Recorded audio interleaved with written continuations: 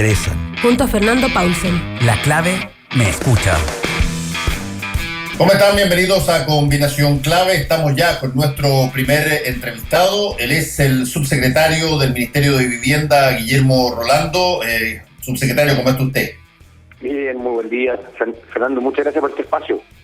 Sí, y teníamos muchas ganas de conversar con lo que podríamos denominar la parte, si se quiere, no clásica monetarista típica, Chicago clásica de la economía, sino que cuando las cosas están mal, cuando la situación está en una pandemia como la que estamos viviendo, con todas las implicancias en términos del miedo, la incertidumbre, la pérdida de trabajo, la paralización de la economía, lo que históricamente se ha señalado es que, desde Keynes para más adelante, es que hay que activar al Estado para que supla lo que la economía privada probablemente no puede hacer. Y eso en gran medida y sobre todo por vivienda en Chile.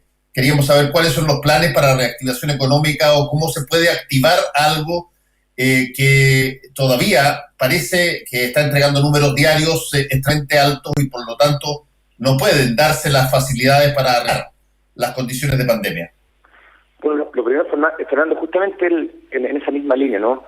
Esta cartera tiene dos grandes ejes. Uno que es el ADN, como uno le llamaría, natural, ¿cierto? Que es una cartera de vocación social, ¿cierto? De poder trabajar con familias, poder apoyar a incidir, a mejorar las calidades de vida por una serie de programas, ¿cierto? Que tenemos. Y lo segundo, como muy bien se mencionaba, tiene que ver con la parte económica. Esto es una cartera que además, como nosotros trabajamos principalmente con empresas pequeñas y medianas, además tiene una capilaridad en el país que es bien importante. Entonces, como justamente en ese foco, ¿no?, de poder generar fuentes laborales que hemos estado preparando el Ministerio de Vivienda en las últimas 6 semanas, de modo de poder ir armando una serie de proyectos, porque otra cosa que también es bien importante poner en la mesa, incluso con si es que hubiesen recursos de inmediato a la mesa, si es que una cartera, como el caso nuestro, ¿cierto?, si no tenemos proyectos listos, preparados, definidos, revisados, tampoco se avanza mucho. Entonces, para que logre justamente ese efecto de reactivador de la economía, esa mirada keynesiana, ¿cierto?, como Fernando lo planteas muy bien, nos ha obligado en las últimas semanas a estar preparados, y eso es un poco lo que hemos estado trabajando en el último tiempo. Ahora estamos conversando con el subsecretario de Vivienda, Guillermo Rolando. Guillermo, ahora, al margen de toda la crítica que eventualmente pueda haberse generado en torno a la frase del ministro Mañalich de que no tenía idea del nivel de hacinamiento que había o un nivel de hacinamiento que había, ¿qué tanto Vivienda informa, transmite a los demás miembros que tienen que ver en esta pandemia la realidad efectiva de cómo Chile está constituido en términos justamente de vivienda, cuánto arriendo, cuánta venta, cuántas son las condiciones, como la migración ha asumido vivienda? ¿Qué tanto de alguna manera se conversa, se traspasan informaciones en ese sentido? Hemos tenido varias reuniones entre las carteras, con focos, por ejemplo, en campamentos, ¿cierto? Que es otra otra caracterización, ¿cierto?, de organización obviamente muy precarizada y con mucha dificultad. También reuniones con el tema del CIPES, ¿cierto?, que hemos ido trabajando con varios municipios. Y respecto al tema del hacinamiento en los barrios probablemente más sólido, establecido, es una variable que se ha venido trabajándose hace mucho tiempo. Yo creo que es bueno reforzarlo. Me acuerdo, cuando tuvimos la oportunidad los dos de conversar con bastante profundidad hace algunos meses en cómo se fueron organizando nuestras ciudades, ¿cierto?, y donde comentamos que en la década del 80 y la década del 90 se construyó de manera masiva. Era otra época, un país obviamente con mucho menos recursos que hoy día, y lo que se privilegió fue la cantidad, ¿cierto?, la cantidad de viviendas, con el fin de poder solucionar a quienes vivían en ese entonces las tomas de terreno, las invasiones, ¿cierto?, los campamentos históricos, las migraciones muy grandes, los años 50 y 60 en Chile. Y hoy día, lo que nosotros vemos reflejado en varios barrios, o muchos barrios de nuestro país, justamente son esas zonas donde, al privilegiarse la cantidad sobre la calidad de alguna manera, hoy día, claro, los hacinamientos son un tema muy complejo, pero a la vez lo que ponemos también como cartera y lo que hemos ido trabajando con muchos otros actores es que más o menos la última década esto afortunadamente se ha ido revirtiendo mucho. Las soluciones que entrega el Estado, para hablar del Estado y no de un gobierno puntual, ¿no?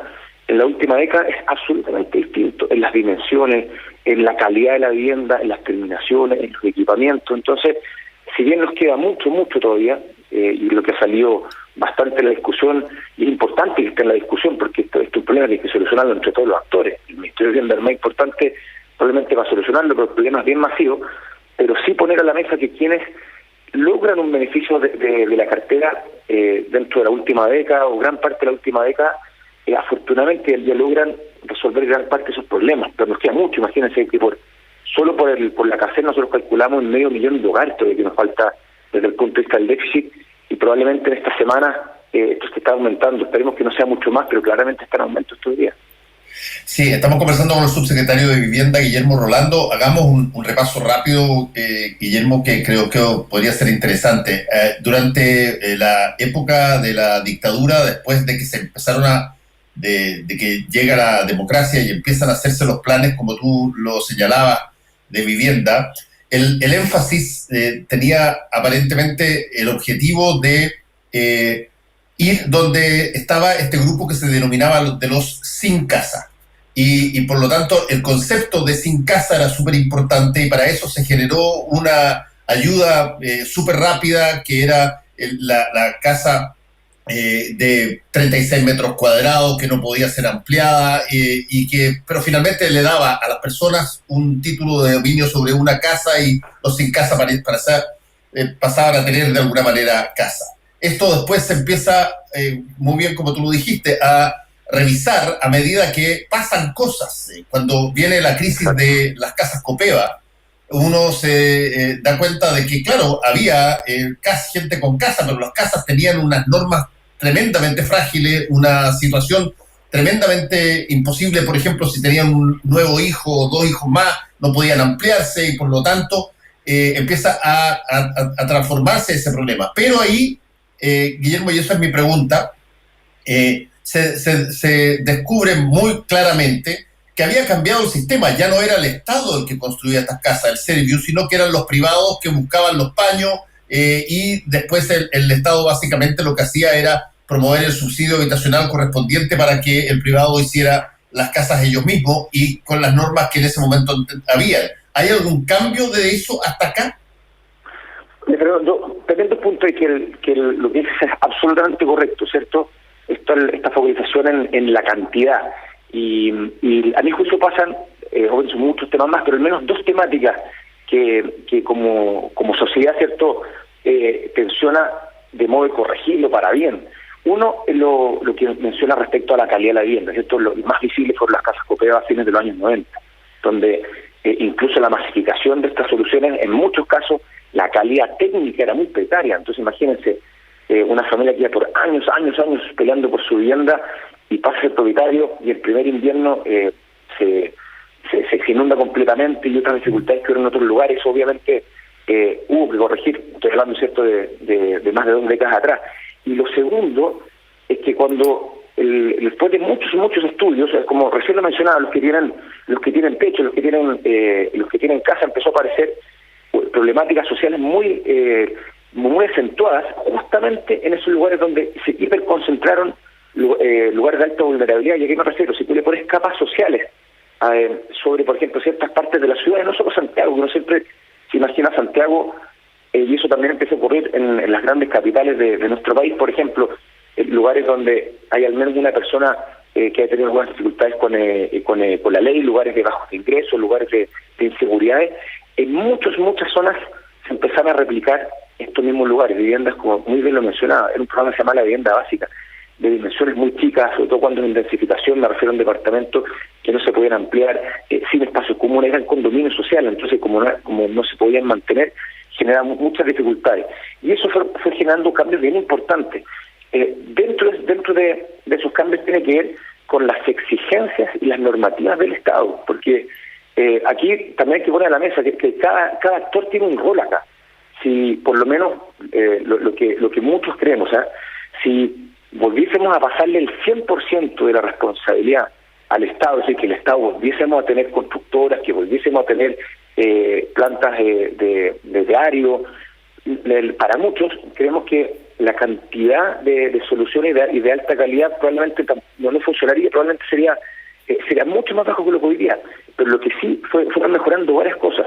Desde el Estado, mayor exigencia en las dimensiones. Por ejemplo, hoy día un departamento por norma, lo mínimo son 55 metros cuadrados por norma, y ya no 36 ni 34. Sí. La calidad misma, ¿cierto? Las mejoras térmicas, desde temas antisísmicos, dado que tenemos muchas dificultades con los terremotos, eso ha ido mejorando mucho. Y lo otro, que se ha ido desarrollando y afinando cada vez más también la cantidad de actores que les participan de esto. Entonces, desde sancionar a una empresa que no funciona bien y de resultado, lo que hoy día ocurre, en el último tiempo, son proyectos de altísimos. Entonces, gran parte de las modificaciones van en esa línea. Y otra modificación, para ponerlo a la mesa, es que también se ha ido desarrollando con más fuerza el esquema, por ejemplo, de suelos, de tener una política de suelo, que eso probablemente Fernando da para otra discusión más, pero bien interesante, donde ya no el Estado se quede 100% de manera pasiva, porque cuando se queda 100% de manera pasiva, como lo mencionaba, una cosa es que la parte técnica iba mejorando por normativas del Estado, y eso la verdad que queda comprobado. Pero después vienen las localizaciones. Si el Estado no hace nada y solo un privado te trae los terrenos, claramente que empezamos a tener dificultades respecto a las localizaciones. Y hace un buen tiempo, y sobre todo en los últimos, ya para acentuar los últimos meses, ya empezamos a tener muchas más herramientas para compras de suelo, para gestión de suelo y para que el suelo público, por ejemplo, La Platina en Santiago, por poner un ejemplo que muchos pueden conocer, o Cerrillos en Santiago, ya al licitar construcciones, por definición, son de mayor estándar y con terrenos bien ubicados también. Guillermo Rolando, subsecretario de Vivienda, está con nosotros hoy día. Guillermo, ¿cómo empalma en todo esto la situación de pobreza de dos maneras distintas? Una es la pobreza que nosotros tenemos y que viene con los chilenos desde hace muchísimo tiempo y que no ha podido ser no ha podido ser sustituida por otra situación todavía, porque hay problemas. Y a esto se le agrega la situación de inmigración. ¿Qué se está haciendo, qué se puede hacer para básicamente los problemas que tienen que ver con vivienda en esas dos situaciones? Bueno, lo primero es que el Estado, el MIMBU, nosotros entregamos todos los años varias decenas de miles de soluciones. Eso también, para poner a la mesa, un problema que es muy complejo, muy delicado, pero lo quiero poner también en el contexto, que afortunadamente el MIMBU ya hace varios años se entregan soluciones de alto estándar. Por ejemplo, los últimos años se están entregando en torno a 60.000 soluciones de vivienda ya de alto estándar todos los años. Es decir, afortunadamente el volumen de solución es alto. Ahora, voy de inmediato a lo que plantea. Y nuevamente, dado que es alto estándar, afortunadamente, variables como hacinamiento, que ha salido mucho, en gran parte de las situaciones de las familias ya queda resuelto con las soluciones nuevas. También lo que es entorno, lo que es equipamiento. Afortunadamente, esas variables han ido mejorando mucho. Ahora, pero nos queda mucho más, ¿cierto? Lo que recién hablamos, que estamos en nuestro cálculo que en torno a 1.000.000 de hogares que todavía nos falta por atender, y eso requiere urgencia. A nuestro juicio, y que lo conecto inmediato con el tema de inmigrantes, y conectarle con lo que hablaba al inicio, uno de los temas que estamos trabajando, ¿cierto? Y esperemos que salga un buen humo blanco en las próximas semanas, es, por ejemplo, es aumentar de manera importante el programa habitacional este año y el otro, cosa que podamos dar más soluciones para, de fondo, poder atacar la urgencia social, la emergencia social, y también más soluciones para la emergencia económica, ¿cierto? Como recién lo comentamos al inicio de la entrevista, esa es la primera parte, y creemos que como ya estamos desarrollando bastantes proyectos, debería haber una alta probabilidad de que hayan buenas noticias probablemente para las próximas semanas. Y lo segundo, desde el punto de vista de la inmigración, conocido por todos, ¿cierto? El flujo de migración de los últimos 36 a 48 meses, sobre todo los primeros meses dentro de estos 48 meses, fue mucha migración de ingresos más bien bajos, ¿no? Ahora, afortunadamente, la cartera, tenemos programas para poder atender al mundo migrante, por ejemplo, desde el mundo del arriendo, de apoyo al arriendo. Basta con que una persona, un adulto, una familia migrante tenga su carnet de identidad. Ahora, para optar una vivienda definitiva, sí que es distinto. Se requiere que una persona migrante ya tenga la residencia definitiva, es decir, alguien que ya demuestre que tiene pensado quedarse en nuestro territorio, por supuesto siendo parte de la sociedad. Como se podrá imaginar, también hay familias que llevan años, algunas décadas, esperando por una vivienda, ¿cierto? El sueño de la casa propia, que se trabaja mucho como país. Obviamente, desde el punto de vista migrante también pueden acceder, que como recién comentaba, después de demostrar que llevan varios años en nuestro país. Así que, por lo menos vía arriendo, sí es un mecanismo bien importante para poder atender a las familias migrantes, sobre todo en los últimos años. Sí, se hizo un hincapié bastante grande, Guillermo, durante esta pandemia, en determinados precios que habían sido subidos de pronto muy rápido. Las mascarillas subieron de valor, ciertas cosas urgentes que se necesitaban, el alcohol gel, un montón de cosas. Y yo quiero preguntarte sobre el tema del arriendo, justamente que tú estás hablando, porque cuando se ve la realidad, por ejemplo, de las condiciones de hacinamiento, donde se ven 2 o 3 familias viviendo en un mismo piso, una misma casa, o en algunos casos en una pieza, y con arriendos muy altos para personas que trabajan al día, si es que trabajan o buscan trabajo. ¿Cómo se enfrenta a esa situación y qué se está haciendo al respecto? Pero lo primero respecto a los arriendos abusivos, como le llamamos, sí, ¿no? De hecho, lo hablamos hace 2 semanas en la comisión del Senado de Vivienda, que se ha venido discutiendo y digo ya con el ánimo de ponerle mayor urgencia en cómo tener una ley, una norma, ¿cierto?, que pueda regular y por ende pueda sancionar los arriendos abusivos como primer punto, porque justamente lo que mencionas, Fernando, al no estar tipificado, de hecho hoy día, de alguna manera, no están los mecanismos, por ejemplo, con más fuerza para poder fiscalizar. Entonces, ese es uno de los puntos que se quiere y se requiere, se necesita trabajar, porque ya ha salido mucho y está conectado también con todo lo que hemos ido conversando durante estos minutos, ¿no? Está asociado también con mucha precaución, con hacinamiento, algunos grupos, ¿cierto? Imagínense, hay una persona contagiada, la probabilidad que pueda contagiar al resto y de manera rápida es muy alta. Entonces, ese es uno de los puntos. Ahora, por otro lado, que también se ha discutido, hemos puesto todas las variables a la mesa, ¿y por qué no por ley, por ejemplo, se bajan los precios de los arriendos, que ha salido en discusión? Y ahí sí que nosotros ponemos un punto que no es menor. En nuestro país, gran parte de los propietarios de las viviendas, uno se imagina hacer como grandes consorcios, que son todos los dueños de las viviendas en nuestro país para arrendar, y no es así.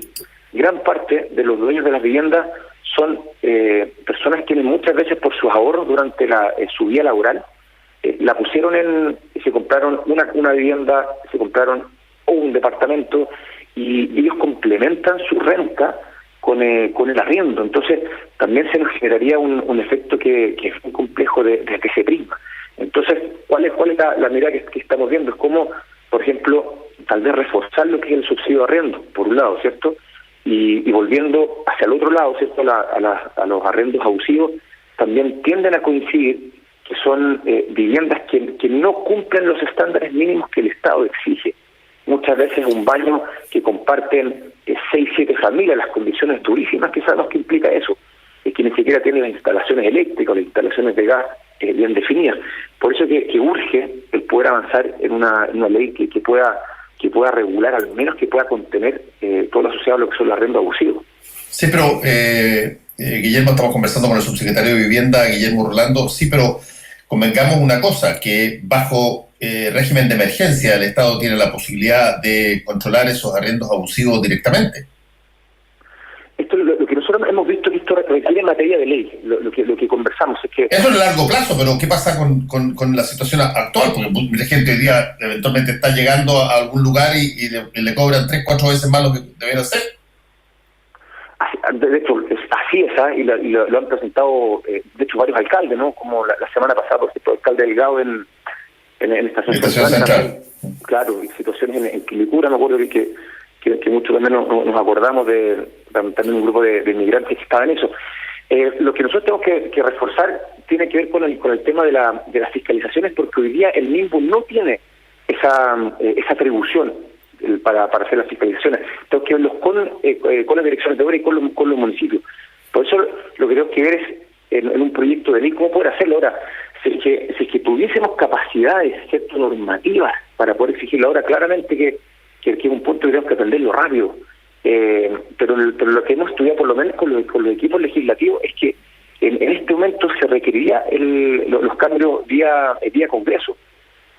Nos quedamos, Fernando, con la tela de la red. Tú sabes que nos metemos con mucho detalle con cada una de las cosas. Me gusta poner a la mesa los temas que estamos avanzando y los temas que requieren algún análisis. Pero eso por lo menos es el análisis interno que tenemos como equipo. Nos vamos esta misma semana para si tenemos alguna potestad, dado la emergencia, como lo planteas, pero la verdad que lo hemos estudiado harto. Bueno, espero contarte aquí en algunos días más si es que hay algún avance o encontramos alguna llave para poder abrir eso, pero también está asociado al tema de las fiscalizaciones, que necesitamos conversarlo y trabajarlo en conjunto con los municipios también.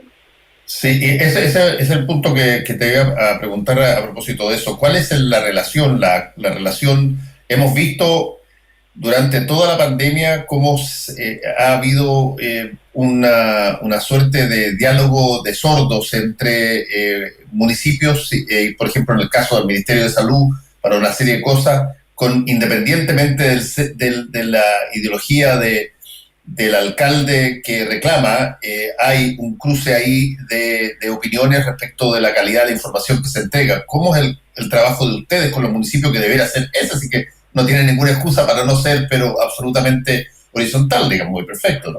Exacto. ¿Sabes, Fernando? A lo mejor viene cerca, pero es bien fluida. Más que ponerme a hablar, mira, con cada alcalde en particular, con la Asociación Chilena de Municipios. Nosotros, la verdad, pero hace varios meses, incluso desde antes del estallido social, que nos venimos juntando con ellos en una serie de reuniones para poder mejorar la política habitacional. De hecho, armamos un grupo de trabajo y una de las con varios actores, y entre ellos uno de los actores principales. Y uno, por ejemplo, de las conclusiones que salen de esas mesas de trabajo tiene con dos cosas solo en municipio. Uno, con darle más atribuciones, ¿cierto? Que haya más atribuciones desde la cartera para la adquisición de suelo, en el fondo que haya gestión de suelo coordinada con los municipios, y eso ya lo estamos empezando a trabajar. Nosotros tenemos 2 glosas presupuestarias que se negociaron en el Congreso a fines del año pasado, la última discusión presupuestaria, e insisto, y eso en conclusión es parte de los insumos que tenemos con los municipios como asociatividad, ¿cierto? Insisto, más allá de que intentamos, y creo que se ha logrado en gran parte del país buenas relaciones con cada uno de los alcaldes. Ese es un punto importante. Y otro punto, que no es menor, que a lo mejor ha quedado más de bajo perfil, dado la cantidad de temas que hay hoy día, que tiene que ver, por ejemplo, con las definiciones de las zonas de integración social, ¿cierto? Creo que también, Fernando, algún minuto lo conversamos, unas normas que vienen desde antes también, que está discutiendo en el Congreso ciertas modificaciones para las potestades, para los planes reguladores, para que los planes reguladores puedan ellos, ¿cierto?, a través de los municipios puedan definir cuáles son las zonas de integración social, ¿cierto?, en qué zonas deben haber incentivos para que proyectos de familias de ingresos distintos puedan cohabitar. Y hay una norma antigua que le deja gran parte de la potestad al Ministerio de Vivienda, es decir, que el Ministerio defina, mira, este polígono o esta parte de la ciudad. Y uno de los acuerdos que hemos llegado con la Asociación Chilena de Municipios es pasar, y tiene mucha razón, gran parte de esa potestad y de esa visión a los mismos municipios, de modo que no sea un ente central, a veces con ciertas lejanías, ¿cierto?, algún municipio, sino que sea el mismo alcalde con su consejo y con las participaciones ciudadanas que correspondan de los vecinos, que puedan definir. Solo voy a poner dos ejemplos que creo que demuestran que se ha tenido bastante vínculo con los municipios, más allá del 1 a 1, sino también de su organización gremial. Oye, Guillermo, y desde ese punto de vista, ¿estos traspasos de funciones a los municipios van acompañados de presupuesto o no? Si van acompañando, en este caso no acompaña el presupuesto. Ahora, ojo que ¿y por qué no es tan importante?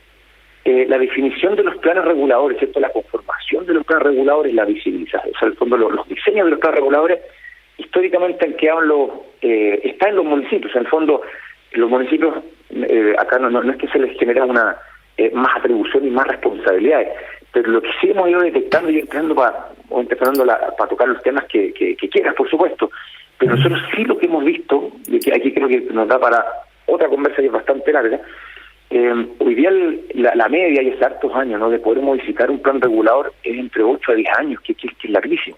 Nosotros como cartera, por ejemplo, apoyamos mucho en lo que son los estudios preliminares.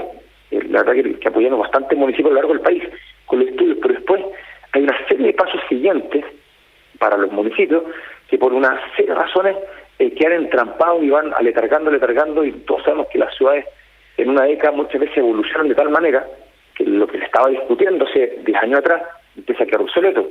Y ahí nosotros sí vemos, y lo hemos conversado de hecho con varios consejos regionales, ¿cierto?, de qué otros mecanismos hay para poder apoyar probablemente con recursos humanos. Por ejemplo, lo estamos discutiendo con el Consejo de Los Ríos en Valdivia, por ejemplo, que con ellos, junto con apoyar en compras de suelo, también tienen un interés muy grande en poder apoyar las actualizaciones de los planes reguladores. Y ahí claramente, para poder, en el fondo, acelerar y destrabar, muchos de ellos se requiere mayor capacidad. Pero volviendo a lo que teníamos recién, el pasar la mirada, ¿cierto?, de lo que es la integración dentro de las discusiones del plan regulador, son parte de las atribuciones que ya tiene y responsabilidades que tiene un municipio sacar adelante un plan regulador. Entonces lo estamos viendo con temas más allá del lingua, todo esto, pero obviamente para poder destrabarlo, y que nos corresponde incidir en que se actualicen los planes reguladores y que se puedan, vía otros mecanismos, poder apoyarles con recursos humanos para que bueno, estos procesos sean más rápidos. Si no, imagínate, 10 años y todos sabemos lo que implica. Finalmente, Guillermo, te quiero preguntar a modo de resumen, para que quede esto en las personas que nos están escuchando. ¿Tú ves, entonces, estás previendo una suerte de refuerzamiento muy potente de todo lo que tenga que ver con obras de vivienda en función de los mecanismos que se van a necesitar para reactivar la economía? O sea, vamos a ver a un Ministerio de Vivienda mucho más activo de lo que estaba, digamos. ¿Cuánto empleo genera, a juicio de usted, una reactivación de esa categoría en materia de vivienda, suponiendo que ya la pandemia no es problema? Nosotros, Fernando, vemos absolutamente que, así como lo pongo en una analogía, obviamente no es exactamente lo mismo, pero el Ministerio de Vivienda y el gobierno, ¿no?, obviamente en el 27F cumplió un rol esencial en lo que fue la reconstrucción, ¿no?, y la recuperación de nuestro país. Ahí fueron 5 o 6 regiones que fueron muy afectadas en el país, no fueron las 16, pero era donde había mayor concentración de población. Lo que nosotros vemos ahora en una crisis, ¿cierto?, una crisis externa que afecta a nuestro país de manera completa, vemos nuestra cartera cumpliendo un rol esencial en poder volver a levantarnos, en atender esta urgencia social y la urgencia económica, como fuimos conversando hoy durante el día. Para poner los números, nosotros en un año regular aportamos o se generan, ¿cierto?, en torno a 150.000, un poco más, 150.000 fuentes laborales. O sea, la verdad que genera mucho empleo esta cartera. Y lo que estamos afinando, obviamente, hay que terminar de verlo con Hacienda, con el presidente, con nuestro nuevo ministro también, obviamente.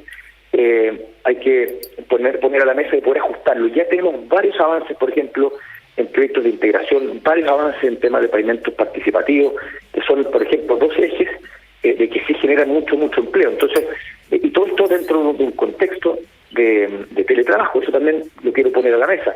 Nuestra cartera, a la fecha, ha tenido hasta el 15 de mayo prácticamente un comportamiento muy similar de gestión a lo que fue el año pasado. Es decir, hemos logrado o hemos hecho bastante esfuerzo para que el efecto del COVID sea bastante bajo por lo pronto, ¿cierto? Es decir, entonces hemos trabajado en 2 ejes. Uno, ralentizar lo menos posible las obras que tenemos hoy día. Acuérdense que el mismo tiene al menos 3 ejes de obras, y esto es interesante, siempre se asocia a la construcción de vivienda, que es lo más visible, lo más masivo.